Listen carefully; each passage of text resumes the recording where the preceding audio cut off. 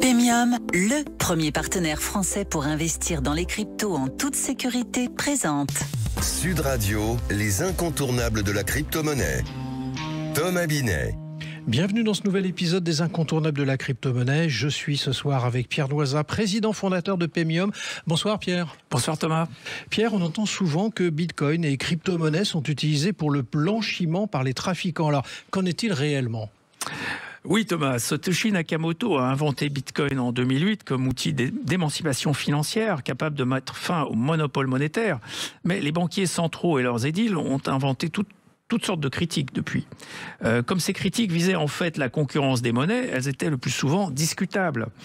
Cependant, les usages illicites des crypto-monnaies sont une réalité et ils servent de justification à la mise en place de régulations de plus en plus lourdes. Alors on parle souvent de l'anonymat des crypto-monnaies. Est-ce là réellement le problème, Pierre ? En effet, un des arguments souvent avancés contre les crypto-monnaies est leur capacité supposée à offrir un anonymat total. Certes, contrairement aux transactions bancaires, elles ne nécessitent pas d'intermédiaire centralisé et peuvent être réalisées entre deux adresses pseudonymes. En revanche, une transaction Bitcoin laisse une trace indélébile dans la blockchain, visible par tous. Les autorités disposent d'ailleurs aujourd'hui de puissants outils d'analyse qui permettent de remonter les flux financiers. L'anonymat total n'est réellement possible qu'avec certaines crypto-monnaies dites privacy coins comme Monero ou Zcash qui brouillent volontairement les pistes. Alors on entend souvent parler quand même du rôle des crypto-monnaies dans le darknet, ce qui est d'ailleurs une partie cachée d'Internet, Pierre. Tout à fait Thomas. Depuis l'essor de Silk Road en 2011, fermé par le FBI en 2013, certains sites illégaux ont prospéré en proposant des crypto-monnaies comme moyen de paiement. Ces plateformes permettaient l'achat de drogue, d'armes, de faux papiers ou encore de données volées. Bitcoin fut pendant un temps la monnaie de référence de ces activités. Mais les vendeurs et acheteurs de l'ombre préfèrent désormais Monero, jugé plus sûr. Cela illustre l'adaptabilité des cybercriminels qui choisissent leurs outils en fonction des risques de détection. Alors, hormis ces places de marché illégales, y a-t-il d'autres cas d'usage illicite ? Oui Thomas, une autre utilisation illicite majeure des crypto-monnaies concerne les attaques par rançongiciel, ransomware en anglais. Ces logiciels malveillants bloquent l'accès aux données d'une entreprise ou d'un particulier en exigeant le paiement d'une rançon en crypto pour restituer l'accès. Alors qu'en est-il du coût du blanchiment d'argent ? Eh bien, concernant le blanchiment, les crypto-monnaies sont également utilisées parfois pour blanchir des fonds ou échapper au fisc. Certains réseaux convertissent leurs gains en crypto afin de brouiller les pistes, puis les réinjectent dans l'économie légale via des plateformes d'échange non régulées. Pour se protéger, les autorités imposent aujourd'hui des obligations strictes aux exchanges régulés. Vérifier l'identité par la KYC, surveillance des transactions suspectes, gel des avoirs en cas de doute. Mais une partie du blanchiment se déplace vers des plateformes décentralisées, les DEX, plus difficiles à contrôler. Alors du coup, quelle est l'ampleur réelle de ces usages illicites rencontrés ?